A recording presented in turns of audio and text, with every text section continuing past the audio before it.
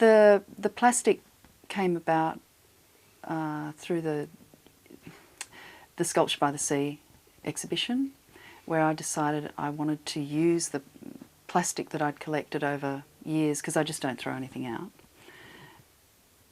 And I wanted to use it in a way that it was made beautiful. And so I thought, well, what's something simple that I can do that people will recognise that uses plastic, but also I can sort of weave into some sort of have some sort of a meaning.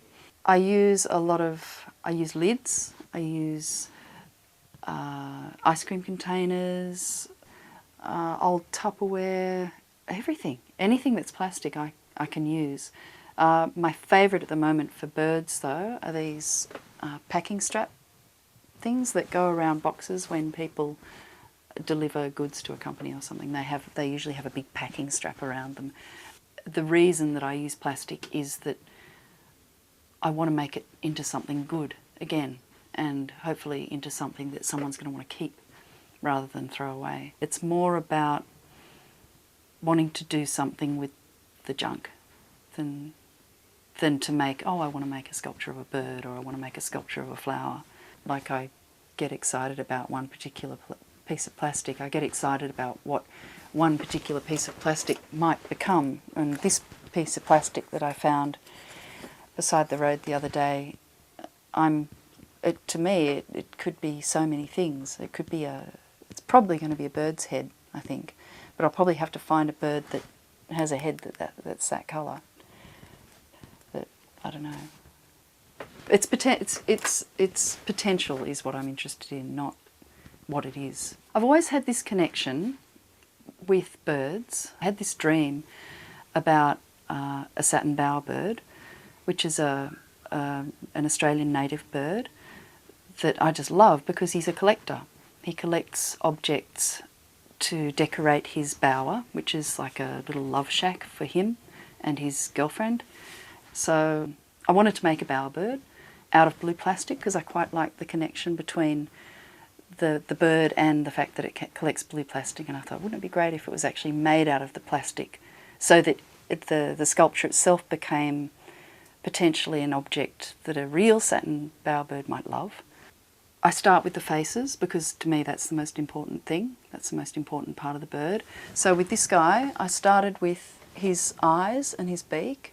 For the eyes, for instance, that's made of these old chess pieces from an old chessboard. So that's that bit around there.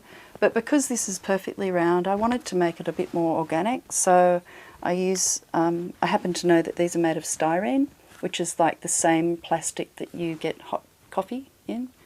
That's just styrofoam, which is it's the same plastic, but it's got lots of air bubbles in it.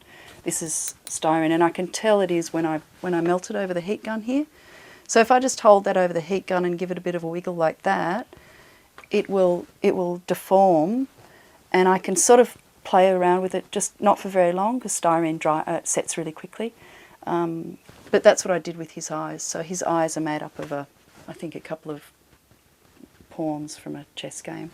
These bits here, around here, are off the top of spray cans.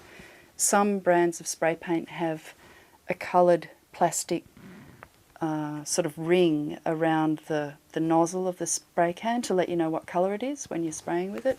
So I had a friend collect all of those for me when he was doing a particularly large mural in spray paint. So that's what they are. All this stuff here is packing strap. So that's this here. And basically what I do with that is just get my little scissors and just cut it into strips like this. And then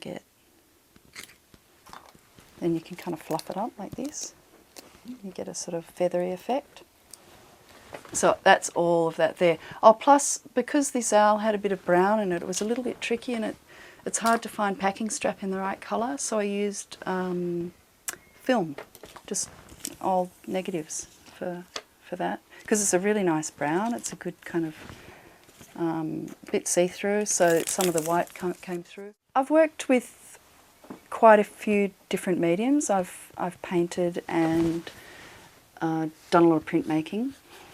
But I really like sculpture, and I really like sculpting in stone and clay and all your traditional sculpture materials. But I think the thing that I love about plastic is, for a start, it's really colourful. I love colour, and I like the challenge. It's kind of like like problem solving, because I know what I want, but I have to find it in amongst all this. And there's nothing better than the feeling of finding the perfect piece for a particular sculpture, where you go, yes, that's exactly the right colour, it's the right shape, it's a beak, or it's a feather.